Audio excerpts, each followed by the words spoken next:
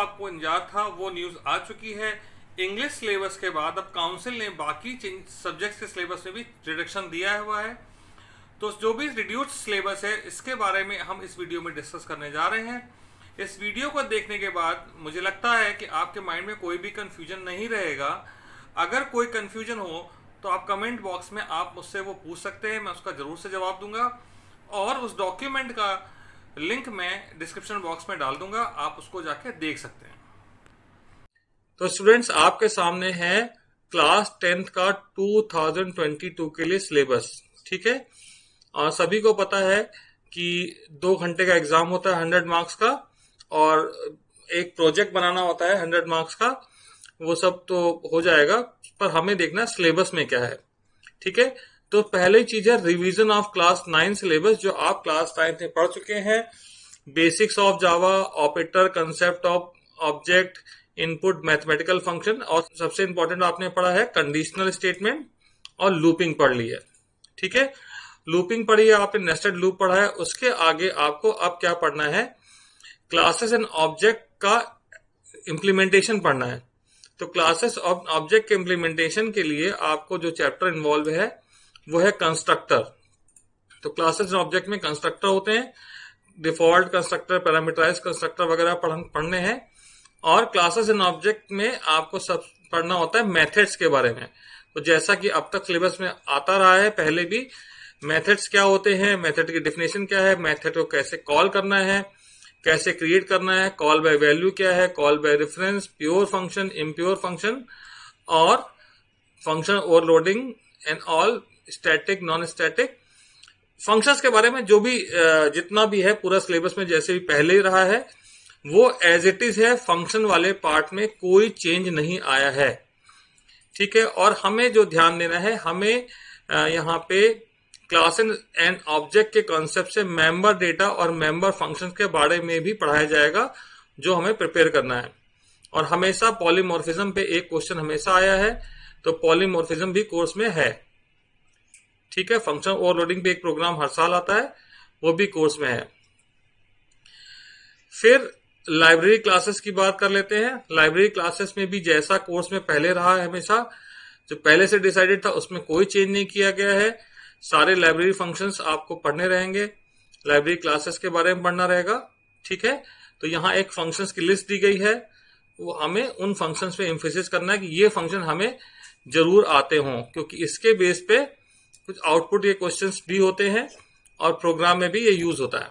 ठीक है, जैसा कि मेथड्स के में मैंने अभी आपको बताया था कि क्लासेस एंड ऑब्जेक्ट बेस पे प्रोग्राम पढ़ने हैं। ये टॉपिक है encapsulation. This topic is related with constructor chapter. तो यहाँ पे हमें प्राइवेट, पब्लिक, प्रोटेक्टेड वेरिएबल्स के बारे में और उसके बेस प्रोग्राम्स के बारे में पढ़ना रहेगा। प्रोग्राम्स के बारे में पढ़ना ये कंफर्म अभी आगे हो जाएगा कि ये हम किस स्टेटमेंट से कह सकते हैं कि काउंसिल ने इस चीज को कंफर्म कर दिया है। ठीक है, अब देखते हैं लास्ट ईयर और इस ईयर के सिलेबस में चेंज कहां पर आया है। तो सबसे बड़ा चेंज जो आया है वो आया है एरेज में। एरेज में आपके एरे, उनके uses, searching technique. Last year binary search नहीं था, इस बार बाइनरी सर्च सिलेबस में है। ठीक है, और साथ में लास्ट ईयर आपके में सॉर्टिंग थी, बबल सॉर्ट और सिलेक्शन सॉर्ट आपके कोर्स से हटा दिया गया है। ठीक है, और जो हटाया गया है वो है ये आपका हट गया है, ये हट गया है। और double dimension array, 2D array या DDA जिसे हम बोलते हैं, डबल डायमेंशन एरे आपके कोर्स में अब नहीं है क्लास 10 में। स्ट्रिंग हैंडलिंग वाले पार्ट में भी बहुत बड़ा चेंज आया है। स्ट्रिंग के फंक्शंस लास्ट ईयर भी सारे थे जो भी लिस्ट में दिए गए हैं, वो सारे स्ट्रिंग के फंक्शंस हमें आपको मिलके करने हैं। स्ट्रिंग के फंक्शंस की लिस्ट दे रखी है, तो यही फंक्शंस के सिवा स्ट्रिंग में और भी जितने फंक्शन है उनके बारे में हमें जानने की कोई जरूरत नहीं है। जो फंक्शन ये कहे गए हैं केवल उन्हीं फंक्शंस को करना है। और प्रोग्रामिंग के बारे में जो बताया गया है, इंपॉर्टेंट पॉइंट, कि program based on the above method, इन्हीं मेथड्स को ये लेकर के भी जो प्रोग्राम है वही आने हैं, जिसमें मेनली बोला गया है extracting and modifying characters. How to extract character and modify, change करना स्ट्रिंग में सर्चिंग करना, और लीनियर सर्च टेक्निक, किसी स्ट्रिंग को दूसरी स्ट्रिंग में सर्च करना, इसके बेस्ड प्रोग्राम आपको करने हैं। इसके बाद कंफर्मेटरी लिस्ट जानेंगे तो हमें किस तरह के प्रोग्राम करने हैं। यहाँ पे इंटरनल असेसमेंट जो लिया है उसको अगर आप देखें तो आपको कंफर्म हो जाएगा कि कौन से तरीके के प्रोग्राम आने वाले हैं। ठीक है, तो यूजर डिफाइंड मेथड के बेस से प्रोग्राम आएंगे, जिसमें एक प्रोग्राम आपको ओवरराइड मेथड्स पे भी पढ़ना है जो आ सकता है और हर साल आता है एग्जाम में। और यहाँ पे इनकैप्सुलेशन के बेस के प्रोग्राम किस तरह से आएंगे, देखिए programs involving data member method, यानी क्लासेस एंड ऑब्जेक्ट के बेस पे जो प्रोग्राम आते रहे हैं प्रीवियस ईयर्स में, बिल्कुल वैसे ही आने वाले हैं। कंस्ट्रक्टर के बेस पे प्रोग्राम, ठीक है, different type of constructor overloading, उसके बेस पे आउटपुट वाले क्वेश्चंस, तो कंस्ट्रक्टर को भी ध्यान से देखना रहेगा।